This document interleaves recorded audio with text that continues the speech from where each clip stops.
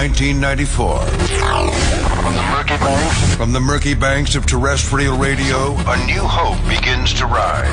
Opie and Jimmy. They are radio shock jocks known for setting up outrageous stunts. People sure are listening. Two Long Island natives who together would one day change the world as broadcasting's greatest duo. After 20 years, these children of the 80s have arrived. Their hugely popular radio show is not just in New York anymore. Opie and Dennis Falco! The hottest show there is. Through 55-gallon drums and wiffle ball bets, from mayors to mayo.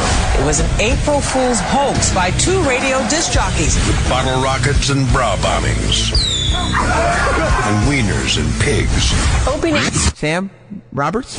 Got their hands on the photo and tweeted it. Two men that have taken a box of cocks further than any. Well, these people will definitely stop. Guaranteed. Lift up this trailer. They've met friends along the way. Is this Jim Norton? I have a raging hard-on right now. Can I please put my dick in your donuts? And through fines, scandals, suspensions, cancellations, and terminations, it's the one show that remains unscathed. Striking fear into the hearts of management everywhere comes a radio show that after 20 years remains above all else real.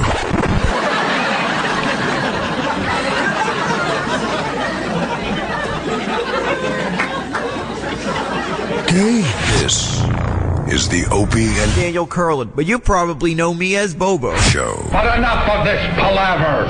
Let's get the show on the road.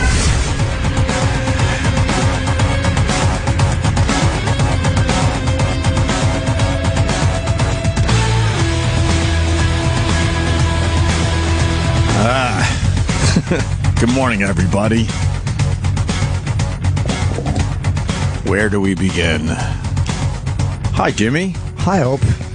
Good morning. How are you? I'm okay. How are you? I'm delighted to be here. I've been better. Yeah, me too. I love that we're traitors. Yeah.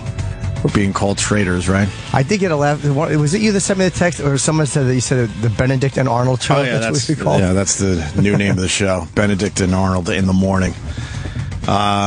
This is extremely strange, to say the least. There's no Anthony. Anthony's seat is empty. You should sit there. I can't do it. Everyone wants you to sit there. No, but I want it to be really obnoxious and write Jim on paper and cover all the Anthonys in here. Just so when people came in and filmed, like, what a dick already. Well, they're ripping down the wall, too. Are they really? Yeah, they've changed the name of the channel. They're ripping down the walls. They're pretty much, changing everything.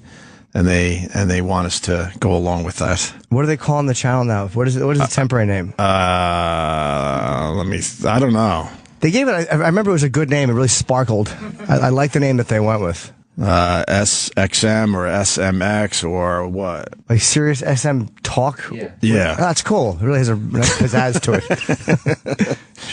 I think they want us to save the channel, but they got rid of Tim Sabian. They got rid of Anthony. They changed the name of the channel. They got rid of all the archives and then said, go have at it, boys.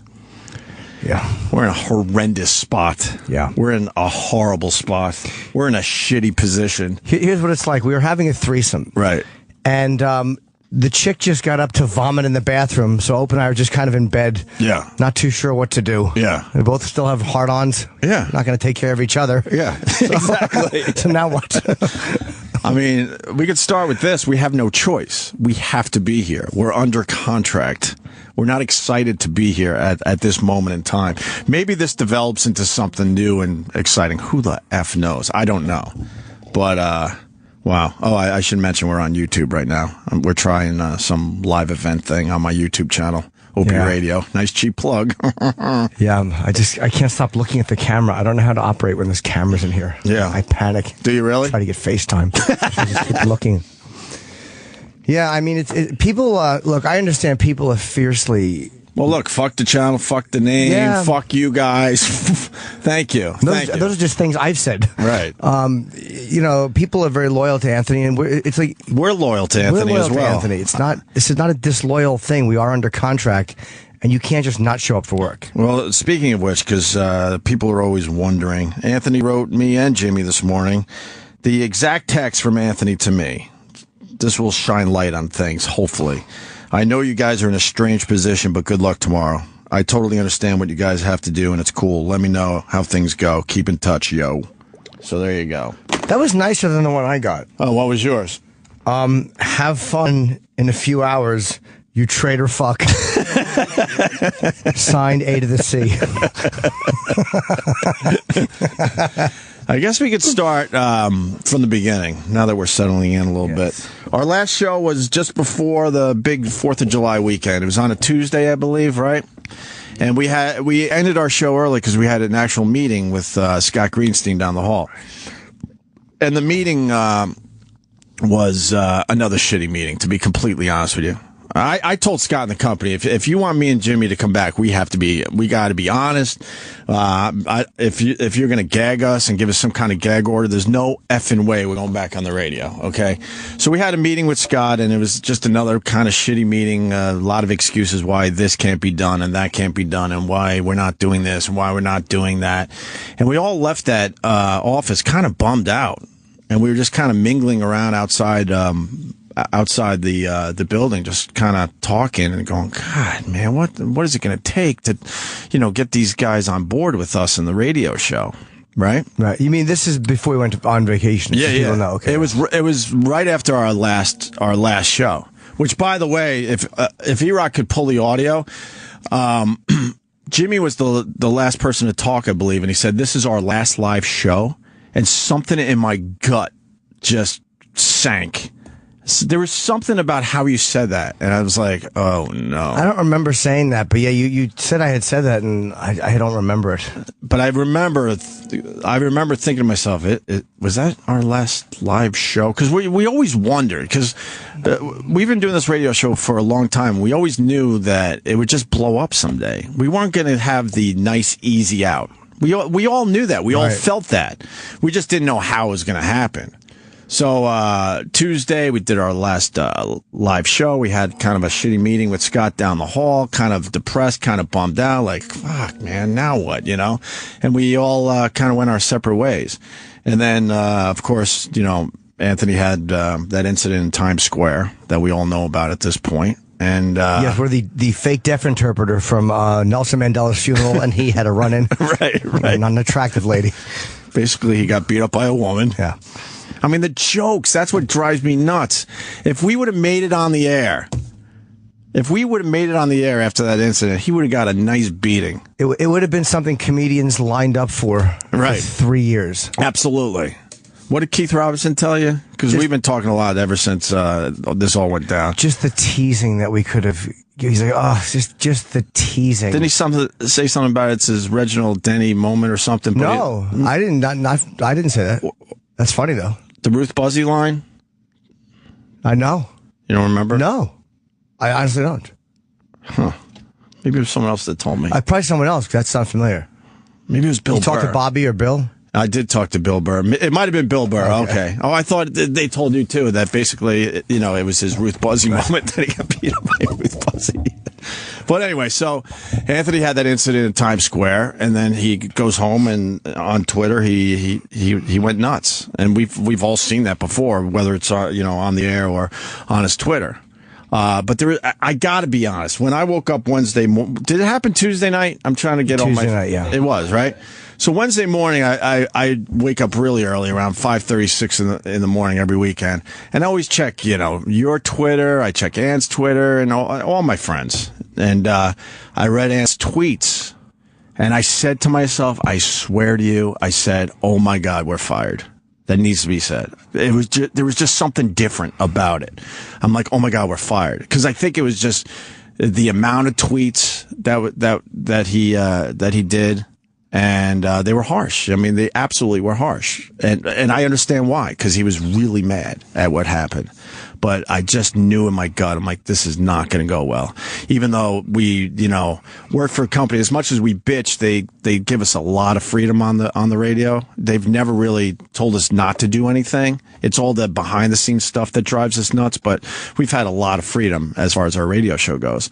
But just the culture we live in, I'm like, this is not good, man. This doesn't feel right. I said to myself, we're fired. We're so fired. What were you thinking when you? Well, I got a text from my ex-girlfriend, from we're still friends, and she's like, what happened with Anthony? And so, like, whenever you hear that, you're like, oh fuck, right? And she's like, did he get beat up by a woman or hit by a woman? Right. And then I went and saw the tweet, and it's like, I'm not surprised in the morning when I see that somebody has tweeted late at night. But there was one or two that I was like, oh man, like, oof. Right. And I actually texted Ann about something to see, I was like, are you okay, first of all? Like, right. Because I couldn't tell if he'd gotten fucked up or not. Right, of course. And then I got really nervous once it hit, like, the first blog or whatever. I was like, that's not good. And then I sat there. I saw it hit the first blog, and then I saw it just grow. And we've been there before. I'm like, oh, man, because you just know when it just goes viral in that way, companies get really panicky. Because they're not used to getting phone calls from newspapers asking questions like this. Like, they're not, like, they're regular. They come to work. They're not used to, like, Page 6 calling them or somebody going, can you comment on this? They're like, on what? Like they're not, that's not what they're used to doing. Sure. But I want to make it perfectly clear. Ant was pissed off, and when you're pissed off, which we've said many times in this radio show, you say horrible, awful things. But with that said, I just knew it was different when I woke up and read those. I'm like, man, I don't know if Sirius XM is gonna deal with this in the right way, in my opinion, which is to just kind of ride it out and see what happens. And he said harsh things, but he didn't do harsh things. Like, it was really the thing that I and this is where the press, I was annoyed at the press, because if they go with the angle that you always know they're going to go with, maybe it's just what they do for a living and it's how they make their money. But the fact was that he didn't, like, if I had a pistol and that happened, I would have pulled it in sheer panic, and he didn't. Right. And, he didn't hit the woman back, right. Which I don't know if I would have hit her back, because I would have been might have been afraid of getting the shit kicked out of me or getting cut with a box cutter. Of course. But I would have reacted I probably would have reacted differently on Twitter, but I would have reacted much worse in the situation. Right. I would have done something really, truly, like, imagine if he had punched that woman in the face or done something harsh physically to her. That's what the story would have been, and he would have been in trouble for that. It was like, I wish that the press had concentrated more on the fact that, like, all right, yeah, he said some shit that I'm sure if he could go back, he'd go, okay, I want to reword that. Right. Or rephrase. Even if you wanted to say what he wanted to say, sometimes you go back, you rephrase. But I wish they would have concentrated on the fact that he did not do anything fucking violent while he was being struck. Of course. To me, that's an important part of the story. Oh, absolutely. So then, like you, I texted him as well to make sure he was all right. It seemed like, there was no real injuries or anything. But he talked about his eye was a little messed up. Yeah, he sent me a photo of the fact that he had gotten clocked in the face a couple times, and you could definitely see something had happened to him. So then the thing started growing, and I'm just like sitting there, just hoping. But I just knew in my gut, because we've seen this, unfortunately. I just knew, and then then I got the word from our agent, who I haven't talked to in months. Yeah. That they fired Anthony. I'm like, what? Meaning, why didn't they fire all of us? Because our contracts are connected. Yeah.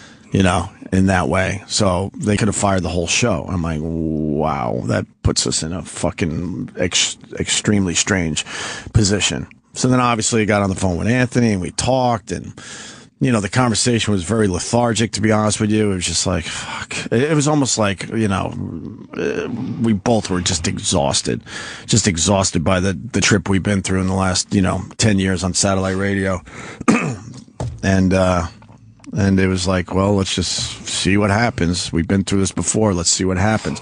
But once again, if I'm going to be honest, there was something about that phone call, like, man, this just seems different all around. You know what I mean? Just seems different for whatever reason, I mean, people could say whatever the fuck they want, but the fact is, me and Ant have been getting along very well lately, and the radio show was on a tear, leading up to the incident.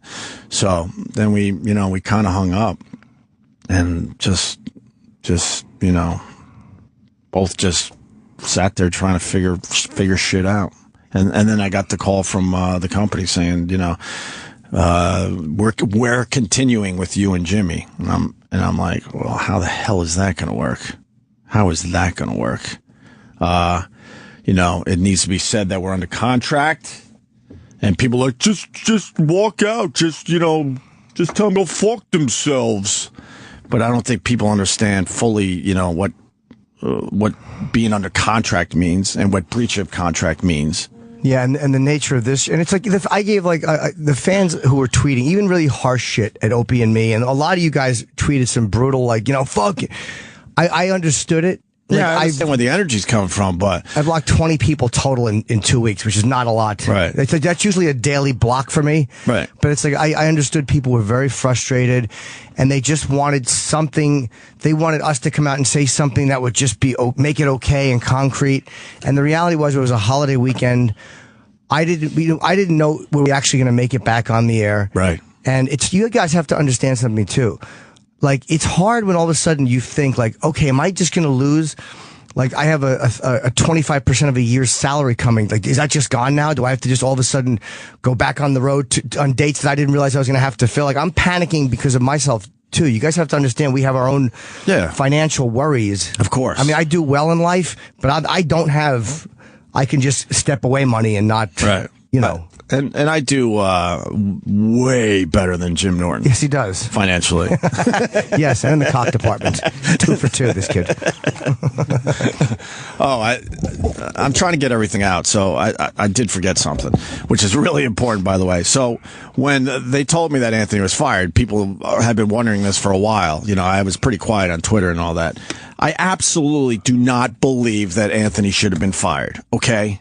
And the company probably is going to get really mad at that after this radio show. But I do not believe that he should have been fired. As harsh as the tweets were, as much as I had that gut feeling this was going to go down, I just do not agree with them whatsoever. They should have wrote it out. They absolutely should have wrote it out. And if we could have got back on the radio, me, Anthony, and Jimmy, we would have figured our way out of this one easily, because the jokes would have been there. Yeah. The problem is, with all those tweets that Anthony did, there were no jokes in there, and I understand why. He was really, really mad. In the past, when we went down some of these brutal roads, whether it was racial material or just really edgy material, the jokes were always there, and that's what kind of made it all right with everybody, I believe. But to see all those tweets without any jokes, it made it a lot harsher, and I just. It pisses me off that unfortunately it happened before a long holiday weekend, so we didn't have a show the next day. Can you imagine if we came in right after that? We would have skated. We would have got through it. We would have absolutely got through it. Yeah, we could have talked it out on the air. Right. Now, the reason Anthony got fired, I don't know if they want me saying this, but it has to be said. It was told to me that they were kind of even okay with the tweets in general. They weren't okay with the fact that there were so many of them, and what got Anthony fired, according to what was told to me, was they were really, really bothered by the fact that there was violence associated with those tweets. That was their line. That was their line, because they even said, they started thinking, well, we could maybe get through this, and maybe we could, throw some PR at the situation, public relations, and. But when the violence was associated with some of those tweets, that was their line. Don't kill the messenger. That's what they told me. Because a lot of people are wondering why. Right. And that was bothersome to them. And it's really, and look, if I'm running a company, I see that and I go oh, what is this?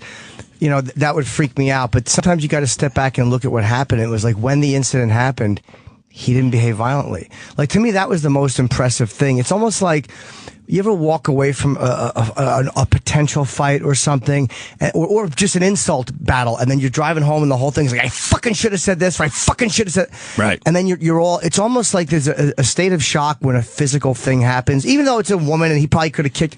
Doesn't matter. It's still a physical... Right.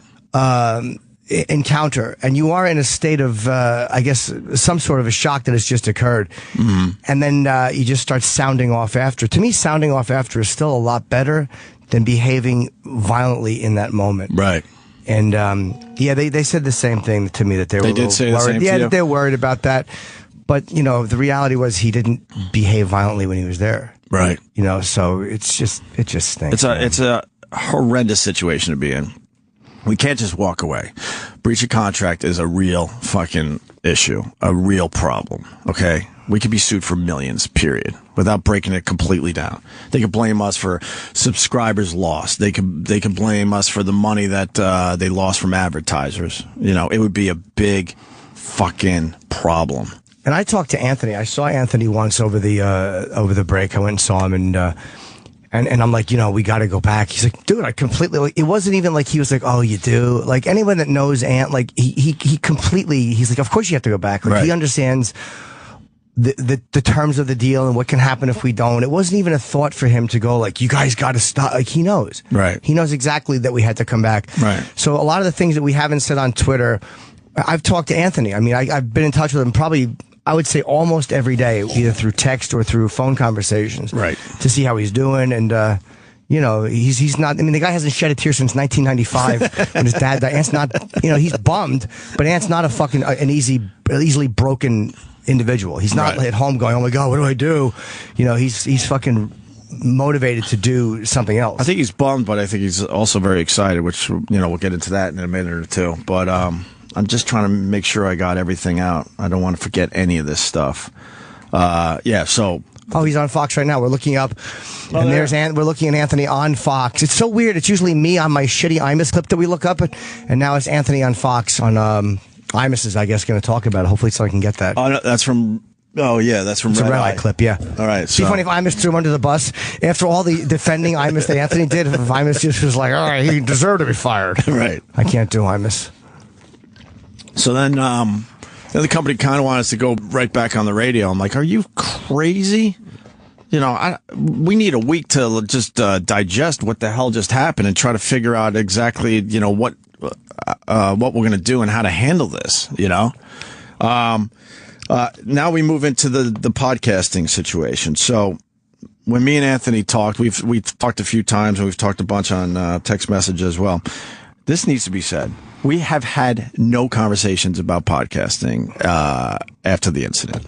We've kind of talked about it as maybe an option after this contract ends. There was, I don't even know anymore. There was a lot of interest in, this radio show as the contract was coming to an end. And when we had those conversations after his firing, not one conversation about, hey, let's just move on and podcast together. Okay. With that said, Anthony has set up this whole podcasting thing. But I'm not involved in that. Jimmy's not involved in that. I've had no conversations with that through Anthony or our agent. Okay, and I think it's pretty obvious. And hear me very carefully. I think Anthony wants to go it alone for a little while. I really believe that, and I'm all for it. I think it's going to be a great thing. Because I see these people on Twitter, you know, just beating the shit out of us, going, "Why don't you guys quit and just join Anthony at Live from the Compound?" If you kind of read between the lines of the interviews he's done and, you know, his TV appearance, I know Anthony enough. I pretty much could say this. He wants to do this alone for a little while, and I think he's very excited about it. I really do. Yeah, I mean, he's setting up his Live from the Compound. He already has the setup, but I think he's going kind of further and making sure that to get it, whatever you have to do to get that type of thing started up. Right. And he seems very motivated to do that. So yeah, kind of the same thing. I mean, and I think me and you had the conversation. I've had so many conversations. I thought you were the one who told me the thing. No. But you made a pretty good point. Like I had my solo thing for a while. You've had your solo thing for a while, and I think he's kind of excited to have his solo thing for a while. For a while, whatever that means. You know, it might be a few months. It might be a few years. I don't know. I can honestly say we've had no conversations about podcasting or joining him at his house for Live from the Compound.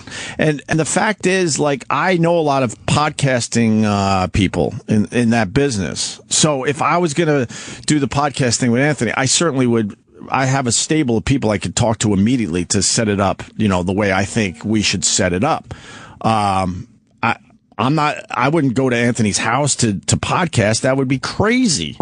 That'd be insane. What we show up every morning and step over bodies to get to a studio downstairs in the basement? It would be literally like getting Martin Sheen up in Apocalypse Now when they had to give this mission every morning. You gonna close the goddamn door, buddy? Hands half nude. Yeah, everyone has these fantasies and, like, okay, this is how it's going to play out. No, I'm not driving out to Long Island every day to podcast from Anthony's house. Nothing against Anthony, his house, or podcasting from there, but it just wouldn't work for what we want to do.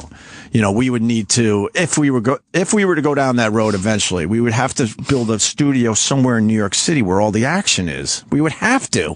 That would be your best shot at getting guests and all that as they come through. So that's my thoughts on that. I really believe he wants to go it alone for a little while. Yeah, I mean, it is weird when everybody has their own solo thing, because being part of a team is always, like, I mean, it's a great way to go because you always have a partner. Right. And it's a tough way to go because, like, individuality is hard. Right. Because you're married to each other. Right. It's like, and I thought bands break up all the time and then get back. It's not unusual for a lead singer to go out or whatever, to go off, and then all of a sudden, an album later, they're back together performing again. Right. So I don't feel like, wow, we're never going to perform together. I can't even think that way. Right. That we're not going to perform with Anthony again. I can't think that way. It's just too fucking depressing. Oh, I certainly don't want to think that way. This is just, I'm hoping this is just another, another chapter in the book.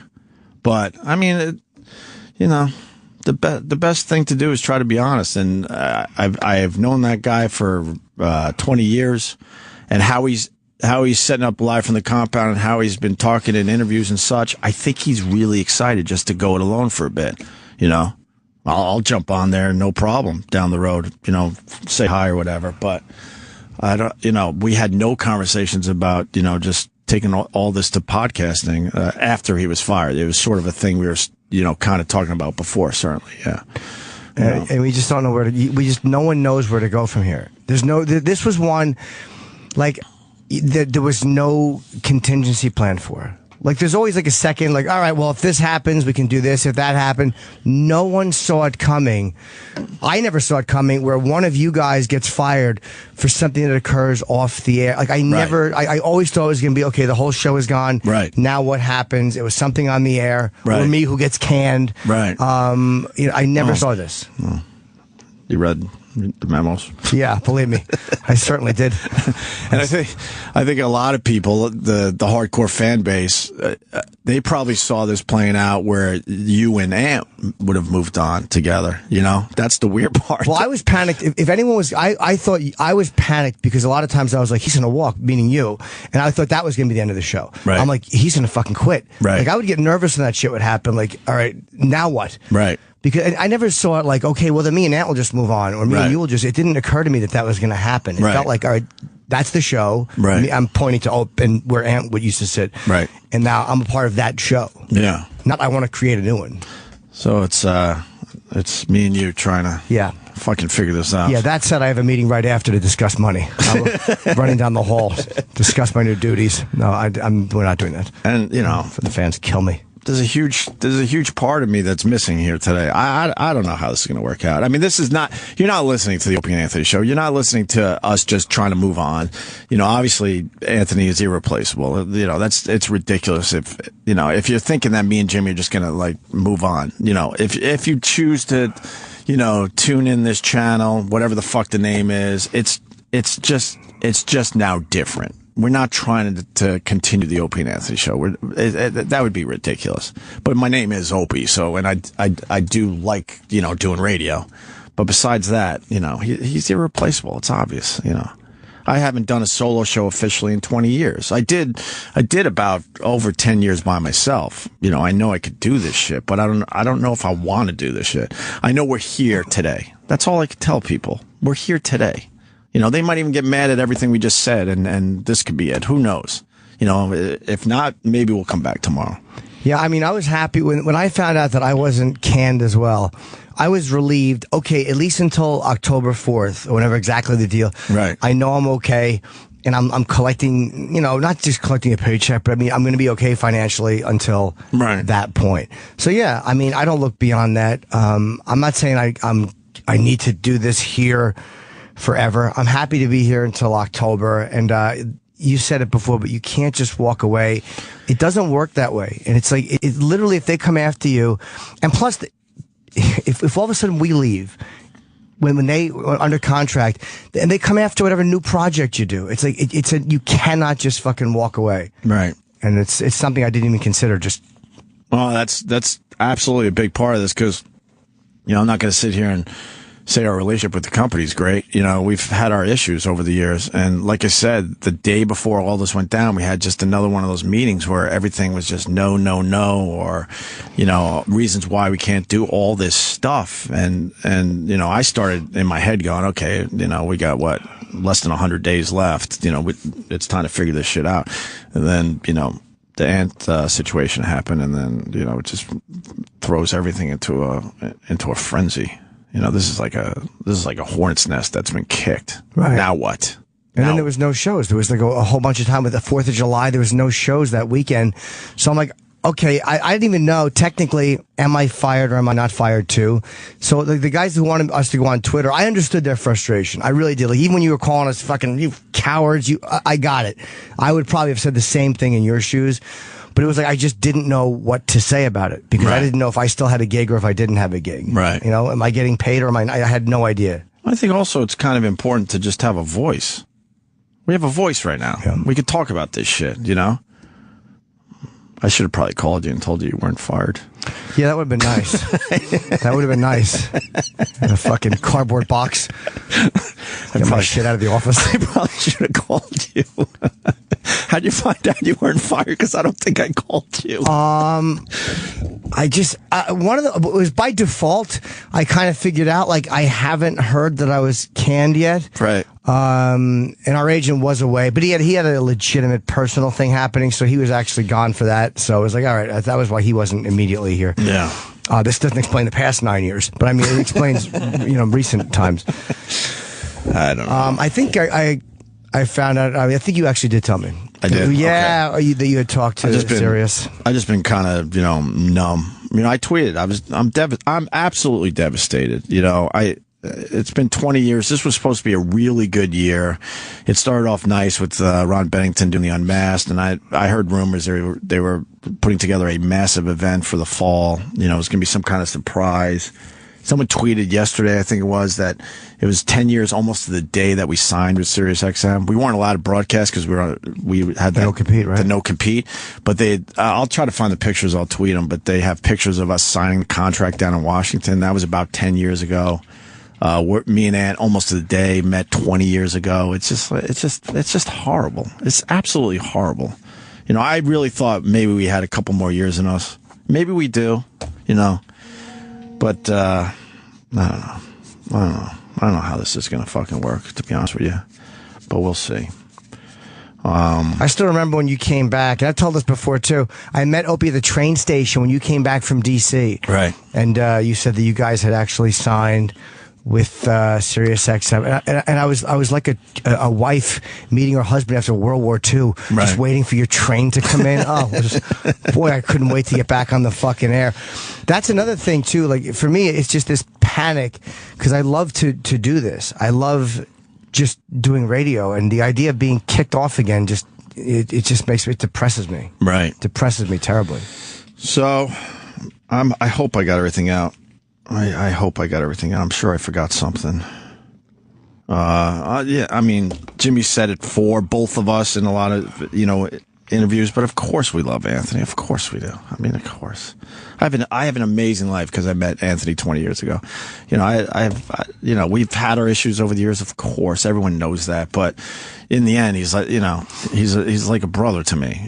We could beat the shit out of each other, but in the end, I fucking love the guy. Period. And I don't know. I just don't know. Yeah, it's something I never planned for, and you don't know how to feel about it. Like, right. I mean, I know how to feel about it, miserable, but like, as far as like, okay, now what? I honestly have no fucking idea. We're in the worst position, believe it or not, out of the three. And is excited. AnthonyCumia.com. He's setting up live from the compound. It's starting up in early August. He's got something. We got this, and we don't even know what this is for now. Yeah. He has a studio in his house, and he's excited to go do that. And I who's writing me? It's probably Anthony. Oh no. And I think he really wants to go it alone for a little while. I really do. I didn't want to ask him, flat out, but it's just a feeling I have. Right. So. Yeah, I certainly don't want to ask that because I don't want to hear the answer to it. Well, no, you would probably hear, no, man, no, but. Yeah. But we're not in the planning stage of what he's setting up, and that makes it pretty obvious to me that he wishes us the best, and we certainly wish him the best, and then down the road, maybe we could put this whole fucking thing back together. Who knows? Well, weirder things have happened, and I'm not saying that just because that's something like my aunt would say, but it really is true. It's not that unusual that you ride things out for a little while and then things work again. Right. I went to his. Let me go with that point for a second, because we have examples of that. We got fired by CBS Radio. Why are you darting around the room like that? I'm listening to you. Oh, okay. I was actually thinking of an example as you were talking. You were going to give those examples? No, not at all, but I have a better one for when you're done. Oh. Better example. Is it funny to bring it all together? Oh, no, but it's just a good example. Okay. We were fired by CBS for Sex for Sam, obviously. Everyone knows that. And Mel Karmazin hated our fucking guts. Fast forward a couple of years, they rehire us, to take over for David Lee Roth, not Howard Stern. David Lee Roth is who we replaced, and we did okay with that. BCN, when we were up in Boston, hated our fucking guts. We ended up working for them in, afternoon drive and morning drive. And then the merger happens, here with Sirius. They didn't like us at all and brought us into the fold. So these are people that fired us and hated our guts, and then we ended up working for them. So I don't know. And people may not find this encouraging, but in 1979, not to make it all about Ozzy Osbourne, a little band called Black Sabbath fired Ozzy Osbourne, and they replaced him with Ronnie James Dio. Mm-hmm. And who would have thought that a mere 35 years later, they'd have a new record? So for all of you people out there, you just hang in there for 35 years, and we will have finally get the band back together. Yeah. Fuck. I did talk to Scott, and he's been civil toward myself. I could say that much, civil, and I got the inkling that the door isn't completely shut. They're not happy.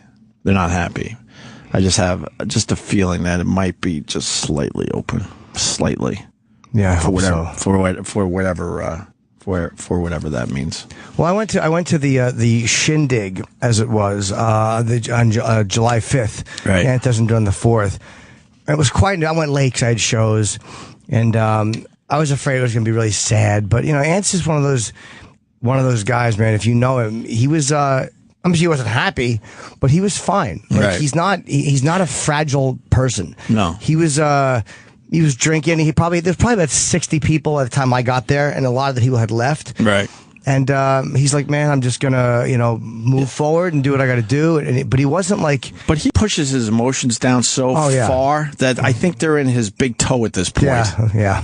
Okay. Yeah. I think he is kind of, bothered by this like we are. Yeah. But he's also excited. I was driving home really depressed from his apartment. I was really sad when I left his house. But by the time I'm like all fucking sad in the car, he's still running around his house with this giant cock out. Like, he's.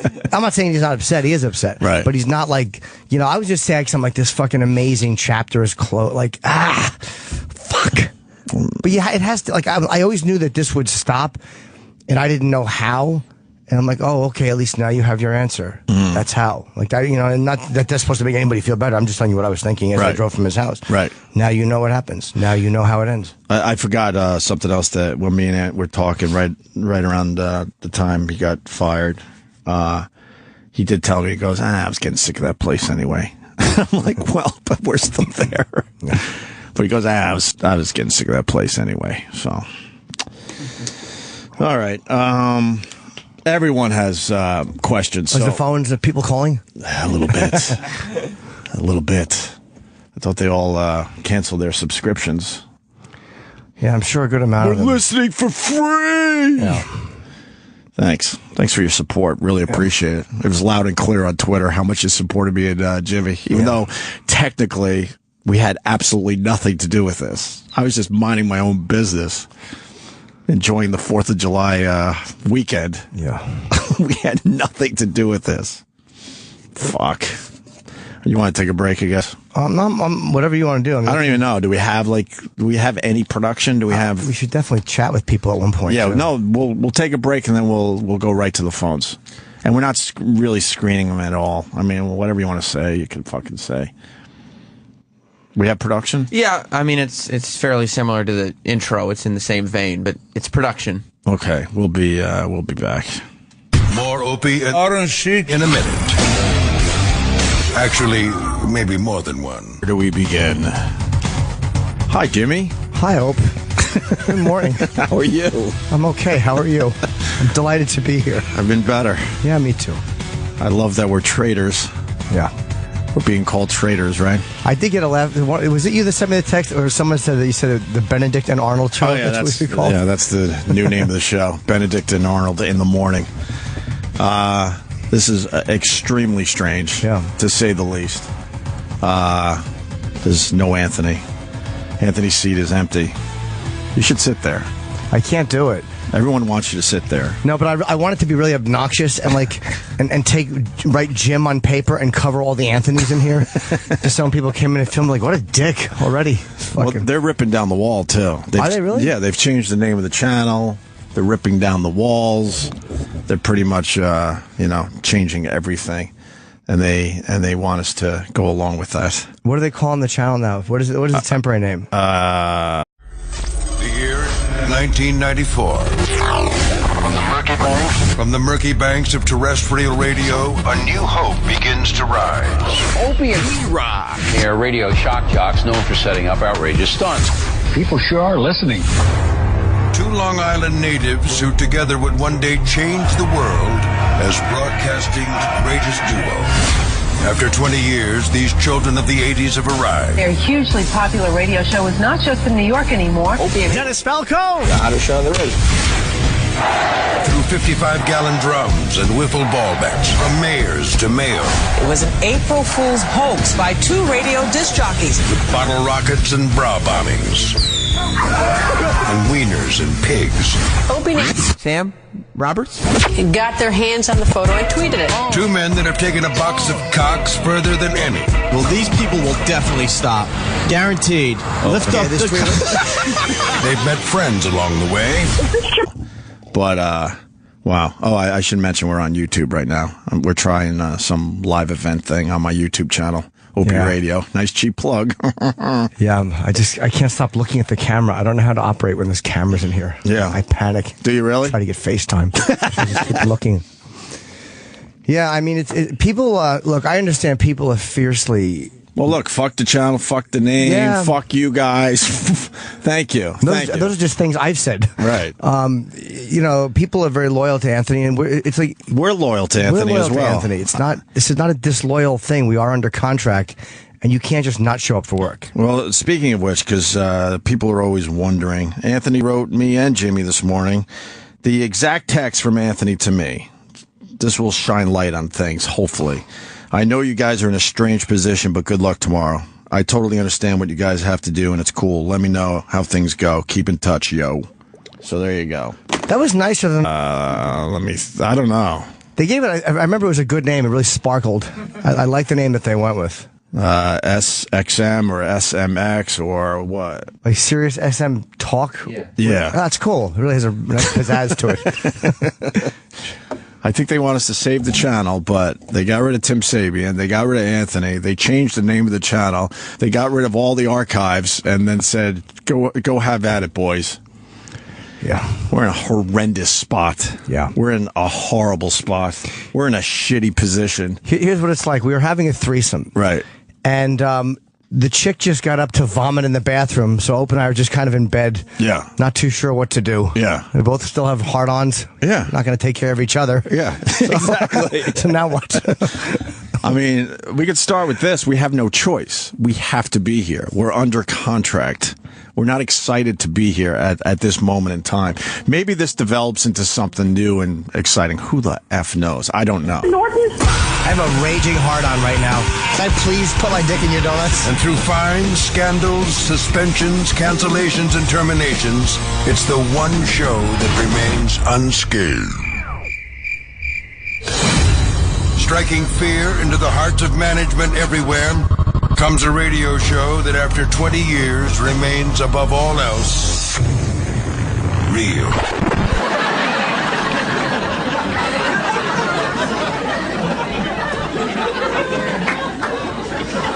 Okay. This is the Opie and Daniel Curlin, but you probably know me as Bobo Show. But enough of this palaver. Let's get the show on the road.